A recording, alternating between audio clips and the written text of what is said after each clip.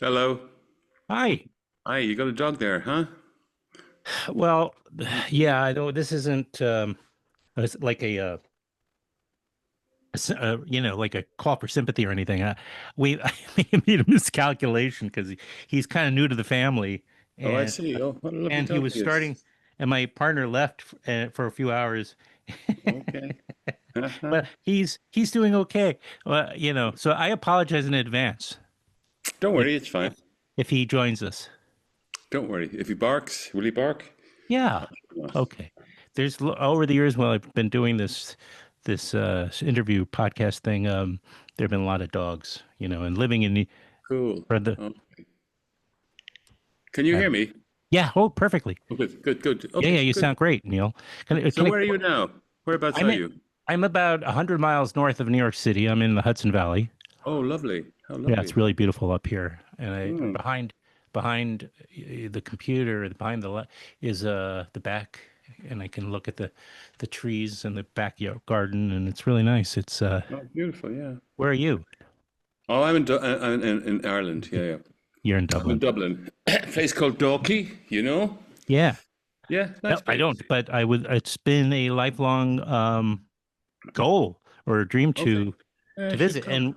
And I have to say, reading your memoir, it's really, step that up a little urgency. Now I'm looking out your window and I see blue. Yeah, that's the Is that sea. water? That's the sea, yeah. Yeah, the That's the Irish sea. Sea. Yeah. Isn't that I'll show you a beautiful? bit more. Wait a sec. Wow. Well, Very nice. there you go. You see that? Yeah, yeah, yeah. Oh, perfect. Yeah, that's gorgeous. It's not always this sunny, but it's Right. it's Well, nice. It's lovely today. yeah. So you do a podcast. That's right? Yeah, I work yes, I've been doing this since like 2011. Uh, Hmm. Put him down. He's might start to All right. Um anyway, yeah, so it's been like, and the whole idea is to was always to talk to folks like yourself. Okay. Like from, storytellers, filmmakers from a particular time, but it's of course grown from that into a lot of other things. But that was sort of the genesis, because Okay. just as a backstory, which is very short, my parents were very into international cinema back in the 60s, 70s. And then when I, as a young man, in my emerging as in New York City in the 80s and 90s, oh my, what a time. Mm, I mean, films like The Crying Game mm. and Mona Lisa, those types of films were just coming into New York City and populating all the theaters, and it was just a great time for cinema. It was a great time, wasn't it? It's weird, isn't it, the way it's gone? But it Yeah. was a really good time, yeah. It was. Huh? Well, it's a time for reinvention. I mean, in terms of how we look at films or how we absorb them. I mean, Yeah, absolutely. Yeah, so yeah. that's the way I choose to look at it. But so I was very pleased. And when I saw, I got an email that you had this memoir, Amnesiac, which is really a beautifully told memoir. Hmm. Yeah, that was Thank you very great. much. Was it difficult to write for you? Well, I really enjoyed writing it, but I never thought I would write one. I was asked by the publisher to do it, and I just began, and I thought, okay. I was a little bit embarrassed, really. I mean, one's personal life is personal, isn't it? So when I began writing it, I was, but then it gripped me, and I just kept going. Mm. And Yeah. I had this weird transition that not many people have had between because I started as a short story writer, and I became a filmmaker after the first book of stories I had published in Ireland.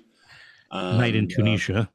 yeah, it was called Night in Tunisia. And then I made a movie called Angel. And at the Oh, I love that one. time, people thought there was something kind of corrupting about movies, because they regarded the task of a writer being a bit like a vocation, you know what I mean? So, but I was entranced by them, and I saw a different kind of way of language in them, you know. But so I began making movies. I kept writing. I began making movies, and the more movies I made, the less people knew that I ever had written a book, you know. But I That's kept writing right. through the years. Yeah, it was weird. Question though about this idea that you just mentioned before, and let's remember where I'm interrupting you. Mhm. But Okay. when you talk about the writing being a vocation, filmmaking, yeah, was not a vocation. There weren't like films like a proliferation of film schools in every town and city. But was that something more specific, do you think, to Ireland than Yeah, it was totally specific to Ireland because actually, I mean, I applied to the National Film School in Britain before I'd written the story. You know, it was called the National Film School actually in English. Me being Irish, I got a place there because I submitted some little things I'd written, but I couldn't afford to go, you know, because if I was English, I would have been given a grant. Being Irish, I couldn't get a grant. So I just forgot about it. There was no tradition of people making movies in Ireland. The entire Irish tradition really is about the written word and perhaps theatre. You know, you think of James Joyce, Sean right? O'Casey, Shaw, you know, you think of W.B. Yeats, all that sort of stuff. You don't think of, you know, you don't think of John Ford or you don't think of, you know, Sam Peckinpah. You know, Yeah, there yeah, were yeah, none of those yeah. characters here, so it just seemed. Everybody with an eye patch. No, I know, but there was no history of filmmaking. There was no tradition of it. There was no Yeah. tradition of visual kind of uh, language of it or anything like that. But I began writing movies, and I suddenly was entranced. You know, and for some reason, I would write about things that were much more immediate to the situation, to the times than when I would write fiction. You know, at the time, the north of Ireland was blowing up. You know, there were sectarian killings. There was this whole political kind of violent argument going on. And you know, when I wrote that movie Angel, it reflected that very directly and immediately. And I thought, well, this is something different. You know, I better keep doing this. You know, that's my background basically. But the literary community in Ireland regarded that with circumspection, to say, put it the least. Let me put it that way. I mean, now in Ireland, every person who writes a book or writes a play wants to make a movie. You know, it's totally changed. But for about 12, 15 years, the only two directors people knew from Ireland were myself and Jim Sheridan. You know, Who you did work meet originally in the theater, right? yeah, we had a theatre group together. Huh? Right. That was a lot of Right. fun. But Jim was the theatrical animal. I was more the scribbler. You know, I see. Yeah, yeah, and yeah. you know, we used to dream of making movies, but they just always seemed impossible. You know, and then gradually it kind of happened. You know, and now there is a film, what you would call a film culture here, but it seems to me a little bit late. You know what I mean? I mean, you think of Sweden, you think of France, you think of Italy, you know, you think of Bertolucci, Fellini, you think of Francois Truffaut, you think of Godard, blah, blah, blah, blah, blah, blah, bum. You know what I mean? And in many ways, they were the great days of cinema, weren't they, really? You know, when European cinema began to explode. Well, sure. So we're a bit late to the game, but it's not Well, my but fault. there is that. I mean, I understand it wasn't quite as maybe groundbreaking in the same way that those filmmakers you just mentioned Mm. were, but this other wave that you were part of, Yeah, which is a big whether or one. not you knew about it because it was taking place maybe in England with like the Mike Lees of the world or the Yeah, Mike Leach, um, Jim Frears, Stephen Frears. yeah, There's and that's when Loach. I mean, Yeah. all of the movies people know me by were all mostly financed out of England. All the independent films, okay, like Angel was financed by Channel 4, Right. Company of Wolves was financed by an English company, Mona Lisa was financed by Mm-hmm. Handmade, George Harrison's great company, the great Hmm. George Hmm. Harrison, yeah. And it went on like that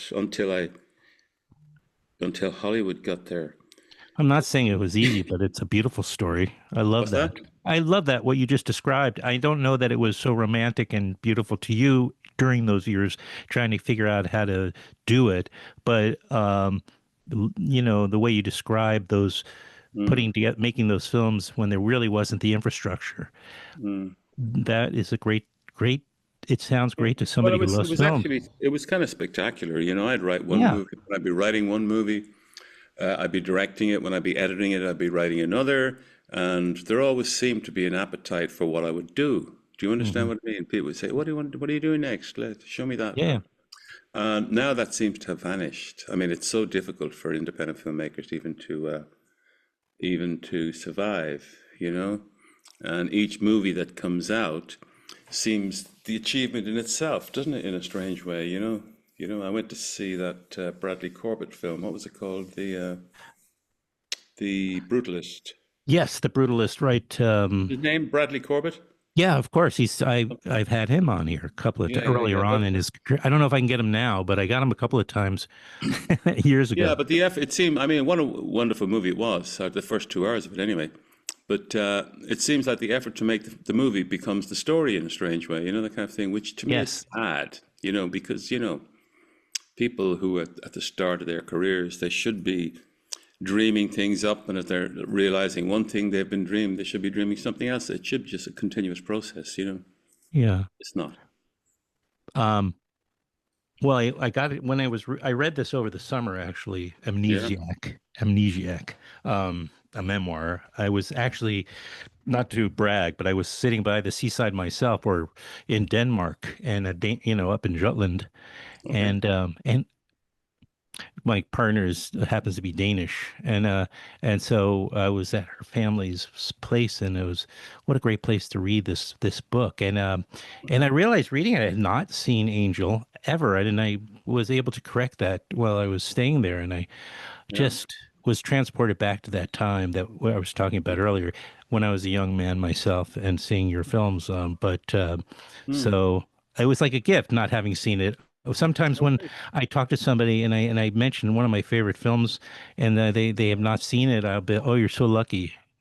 Oh, I see. Okay. Cool, You're cool, lucky cool. because you have still the opportunity to see it for the first time. Aren't you Yeah, lucky? yeah, You yeah. know? Great. Okay. Well, thank you for that. Yeah, yeah, of course. So, yeah, and when did you and how did you meet? And I'm not going to completely dwell on the past, of course, but when and how did you meet Stephen Ree? Stephen Ray. Well, Stephen he Ray, was part. He was part. I mean, he was an actor in the theater.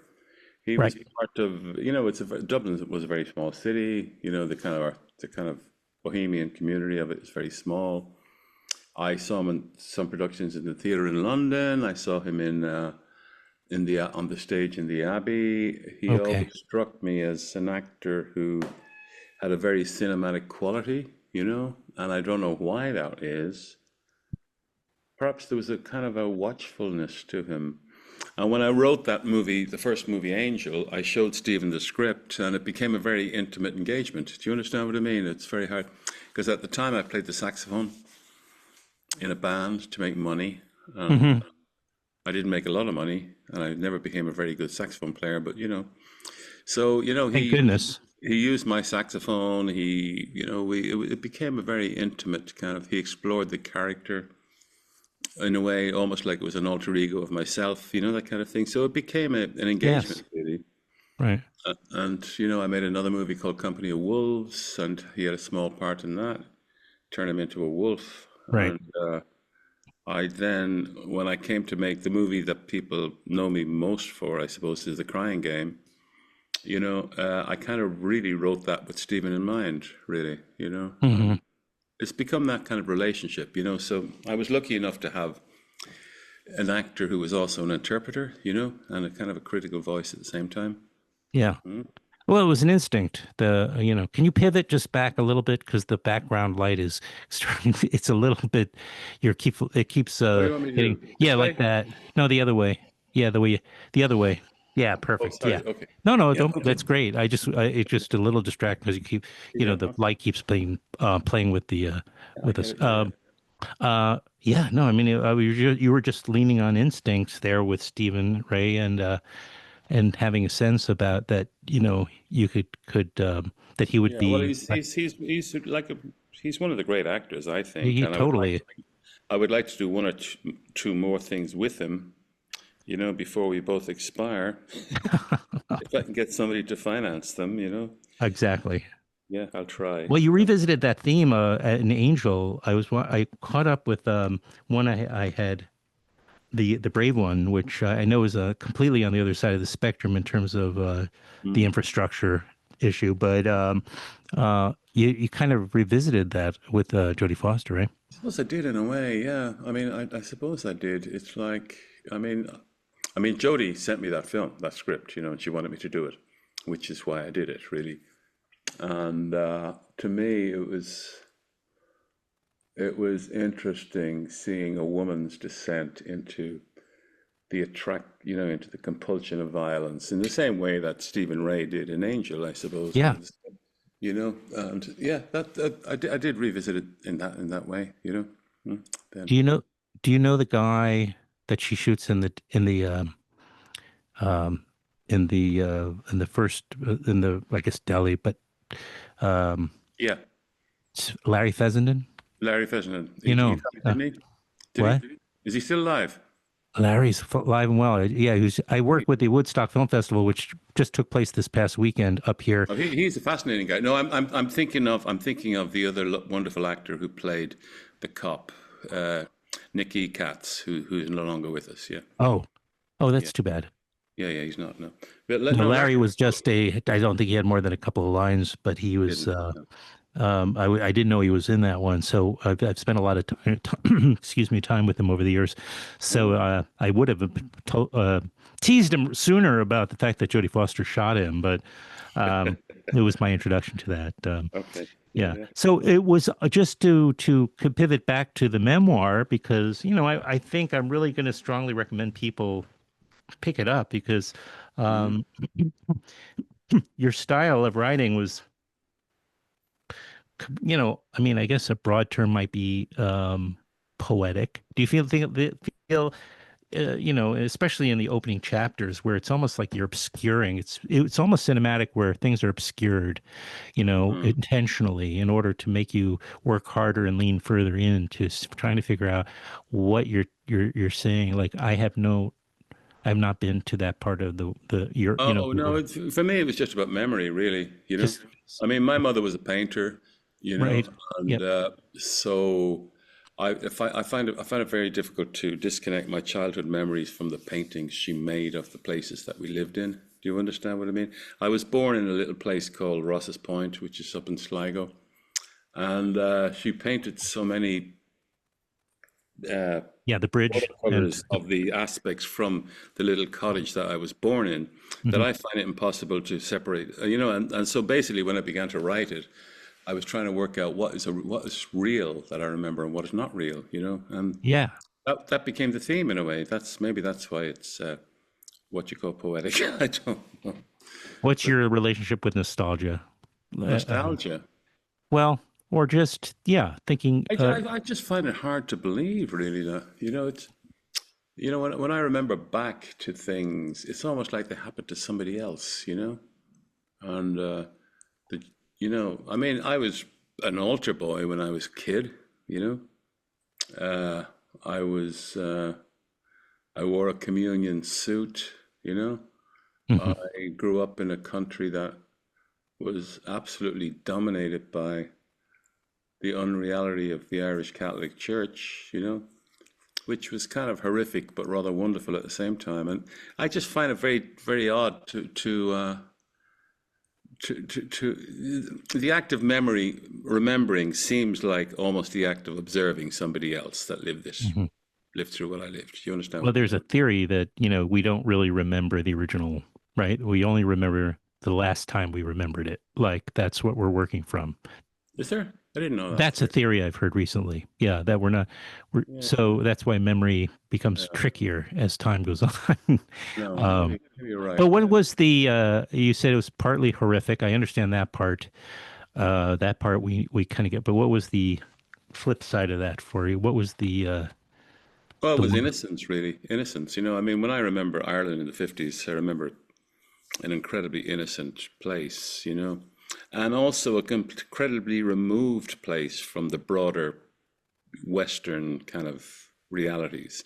And it's only when I began to go to Eastern Europe, to places like Romania and Bulgaria and, Hungary and all that, that I got the same I've got the same feeling of places that were outside time, because it seemed like the iron, you know, what they call the Iron Curtain or the Cold War, had frozen these places in time in a strange way and removed them from the West that we knew, like the Beatles and rock and roll and the Rolling Stones and the freedom of the sexual revolution and all that sort of stuff. Ireland was not too dissimilar to those places, you know. Oh yeah. It was isolated in aspic in a strange way, you know, which kind of made it very, very paranoid, but also rather beautifully innocent in a strange way. It's hard to describe. I tried to Hmm. describe it in my book, maybe. You Yeah. know, Yeah. also made it very deeply perverse, actually, in rather ways I'm still trying to understand. You know, Are you around like the fact that your primary residence is in, I imagine, the outskirts of Dublin, right? Dublin. Yeah, yeah. And so are you still are there still family members from those days that you're in? Oh, yeah. My brothers and sisters. Yeah, yeah. Of course. Yeah. My sister's a Oh, painter, but she lives in France. You know, they would. I've got. I came from a family of five. Yeah. So right. we're all still here. That's great. And what do they make of the memoir? Do they I didn't ask them. I've no idea really? what they Do you think of think anything that I do. I really have no idea what they think of anything. I've no idea what they think of a movie that I've done. I have no idea what they think of a book that I've written. I really don't know. I don't know why. They never call me up and say, "Hey, I read that. I really enjoyed it." Maybe they assume that I that I know that they enjoyed these things or have watched them, but I don't know. Really, that's the truth. and do you know what they're Hmm. up to? And I mean, and it could work both ways, I guess, right? You maybe you may Yeah, not well, my be. sister paints. You know, she's quite a Yeah. well-known artist in Ireland, Oh probably one yeah. of the best known female artists in Ireland. My brother's a maths guy, you know, and I have two other sisters, and they worked in various kind of aspects of teaching. Yeah, yeah, we're close, but not. They haven't told me what they thought of this. Let me put it that way. But you know, I tried not to embarrass anybody apart Yeah, from sure. Put them myself. on the spot. Hmm? You don't want to put people on the spot. In other No, you words, don't really. No. what about Jim Sheridan? Are you still close Yeah, or? I meet Jim every now and then. We kind of bump into each other through the, you know, at various Mhm. film festivals and stuff like that. You know, we both reached the age where they give you awards for what Exactly. is supposed to Yeah. be a life, an achievement, it's a lifetime's achievement. You know, how are you, Jim? What you get? What's that you're holding in your hand now? It's that kind of thing, you know. But yeah, we do, and you know, but no, Which, we're by the not way, you that close. completely. But I'm sorry. I talked over you. I was it's saying okay. that what I appreciate that part of the memoir is even though yes, you do include um, anecdotes or parts of the book devoted to interview with a vampire once you've entered Mm-hmm. into the Hollywood space, shall we call it? But this is not that kind of book where so many times what I've encountered is uh, with a memoir from somebody with a career in showbiz like yours is that it's all pretty fascinating. I'm always interested in the journey, which this book is so steeped in your journey, and it's so Yeah. delicious because of that. Oh, thank you. It's such a great book about journey to finding your voice and finding your career and yourself. That the ones that get on my nerves, I can kind of leave some memoirs about halfway to two-thirds of the way through because then it's all about the fame, the money, the Becomes a accolades. list of achievements, It and then. becomes a list of achievements. I read Mel Brooks or listened to Mel Brooks's because it's Mel Brooks. Why wouldn't I want to hear him do his memoir? But about halfway to two-thirds through, I realized, kind of bored. I know, And yeah, that's yeah, not good with Mel Brooks, but, yeah, yeah. but Well, maybe people get bored of themselves too. You that's know, but true. also what happens is, I mean, you got to face it. Like, you look at all these rock and roll people are writing memoirs now, aren't they? Oh You know, yeah. and nobody seems to realize that they have a very brief window, you know, when they can create things with a relative kind of sense of freedom, and B, when people are interested. Do you understand what I mean? They don't seem Yes. to be aware of that. And there should be some kind of school that says to people, look, you're going to have a great time for maybe 10 or 15, maybe at the most 20 years, but beyond that, you're going to be totally forgotten. Okay? That's the deal. Prepare yourself for that kind of thing, you know? Mm, And it's it's the way it is, you know. And but then again, some people burst back into life, don't they? You know. yes, they do. They maybe it's forced into to have to rethink Hmm. what's next for them Well, I'm because lucky. I mean, I'm still making movies occasionally. I'm right. I write. I have a novel coming out next year. It's a say that science again, say fiction that novel. last bit again. It's I have a novel coming out next year. oh my gosh. Oh yeah. Oh yeah. I write Oh novels. great. Yeah, I yeah. know that. Oh, I know. Maybe you They won't. started They won't be writing. able to shut me up. You know. They won't. I can What's the always write more. novel? What's the novel about like generally because I Oh, know. it's a science fiction novel.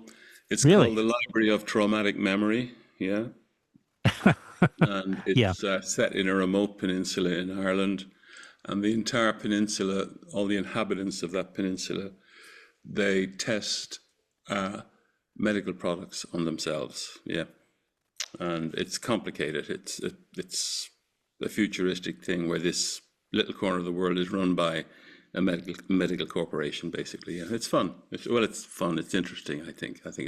I loved writing. You know. And where did you do your research? Or how did you What? do your research? Well, with the You don't have research, to do research into the future. It hasn't happened yet. You make it up. That's why it's called science science fiction. fiction, You know? that's Yeah, true. I yeah. I mean, suppose, but there's a lot of alchemy in this book too. You know, it kind of goes back to the 18th century and pre-scientific realities and all that sort of stuff. It's really interesting. Maybe it's too complicated for the broader world. I don't think so. oh, I The don't know. publishers I'll be like it. reading it. Okay, I'll, good. Yeah. I'll look forward to reading it. Okay. Speaking of, I just want to make a recommendation to you, though. I mentioned I work with this film festival, and there is a local documentary filmmaker up here named Robert Stone who made this new documentary called Starman, not to be Hmm. confused with the '80s Jeff Bridges film, but this one is a about Gentry Lee, who is a NASA Oh scientist wow. engineer, but he's also a science fiction writer. And Hmm. he's in his 80s now, but he's like one of the most charismatic, interesting people you'll ever hear Okay. from. He's just general, Yeah. but it's such a great film about what's out there, and is what is why aren't I don't even know how to describe it very well, but it's kind of about life out there. Hmm. It exist. I mean, and more importantly, sh how will we ever discover it? If there is, Hmm. it Okay. would take. Okay. But anyway, it's The book wonderful. that I've written basically is this medical corporation. What Yeah, emerges is the products it's testing yeah, on populace in my little peninsula. They're all understood. designed in the future. Yeah. Do you understand what I mean? Yeah, yeah, So it's yeah, yeah. future proofing. It's testing stuff that Sure. we use centuries from hence on the present. So it's kind of a time warp thing. It's kind of cool. Yeah. I look forward to it. Well, thank you. And the memoir is called Mm. Amnesiac. I knew Yeah. that, and it's a beautifully written memoir, and doesn't dwell on tributes and accolades. So, so Okay. I want everybody within this, listening to pick up a copy. I know it came out over when did like the summer? Did it come out this I've no summer? idea when it came out in America. Oh, I that's don't. true. You wouldn't know. When did it come out in Ireland, though? Oh, last about a year ago. All right, so So it's this is just been probably released. this could be your last interview talking about this book. Yeah. Potentially, Yeah. Okay. Okay. likely is. Thank you very Well, much. then I'm very proud. All right, well, I hope to talk to you again, maybe about a project, your next project, or Okay. the next Let's do that. novel, or whatever it is. And it's been a pleasure. I Okay. appreciate Great. very much taking Okay. time. Thank you very much. Goodbye Thank now. you, Neil. Take care. Cheerio. See Bye you. bye. Bye.